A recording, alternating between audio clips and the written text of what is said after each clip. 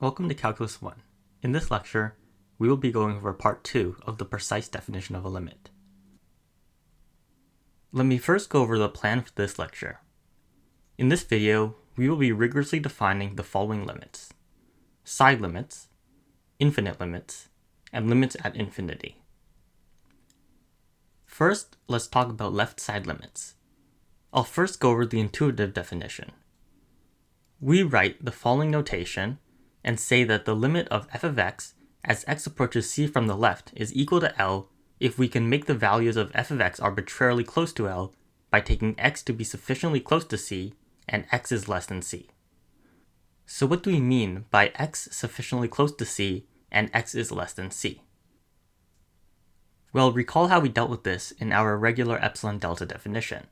We said 0 is less than the absolute value of x minus c is less than delta. But when x is less than c, x minus c will be negative. So what we want is to deal with the case of the absolute value where x minus c is negative. So when that happens, the absolute value of x minus c is negative x minus c. We can then distribute the negative and get negative x plus c, and then isolate for x in the middle. So when we say x is sufficiently close to c and x is less than c, what we really want to say is c minus delta is less than x, which is less than c. Next, we can define rigorously f is arbitrarily close to L. What I'm about to do should not come as a surprise because we've dealt with this already. All we need to do is say that the absolute value of f of x minus L is less than epsilon. So now let me introduce the formal definition of side limits. Let c and L be in the real numbers and f be a function defined on the open interval a to c for some a less than c. We say that the limit of f of x as x approaches c from the left is equal to L when the following is true. For all epsilon greater than 0, there exists a delta greater than 0, such that if c minus delta is less than x is less than c, then the absolute value of f of x minus L is less than epsilon. And now let me introduce the formal definition of a right-hand limit. Let c and L be in the real numbers and f be a function defined on the open interval c to a for some a greater than c. We say that the limit of f of x as x approaches c from the right is equal to L when the following is true. For all epsilon greater than 0, there exists a delta greater than 0, such that if c is less than x is less than c plus delta, then the absolute value of f of x minus L is less than epsilon. Now let's talk about infinite limits. First, I'll provide you with the intuitive definition. Let f be a function defined on both sides of c, except possibly at c itself. The limit of f of x as x approaches c is equal to infinity means that the values of f of x can be made arbitrarily large, that is as large as we please, by taking x sufficiently close to c, but not equal to c. So let's first rewrite x is sufficiently close to c, but not equal to c in a rigorous way. This should come as no surprise because we talked about this in our regular definition of a limit. 0 is less than the absolute value of x minus c is less than delta. But what do we mean when we say f of x is arbitrarily large? Well, all this means is that f of x is bigger than some number m for all m greater than 0.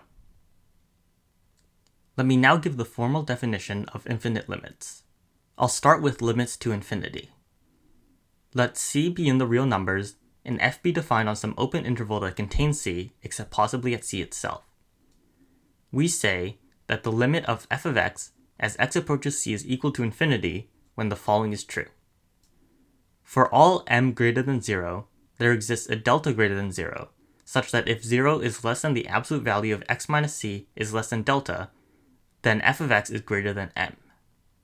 Following this, we have the definition of a limit when f of x goes to negative infinity. Let c be in the real numbers, and f be defined on some open interval that contains c, except possibly at c itself. We say that the limit of f of x as x approaches c is equal to negative infinity when the following is true. For all m less than 0, there exists a delta greater than 0, such that if 0 is less than the absolute value of x minus c is less than delta, then f of x is less than m.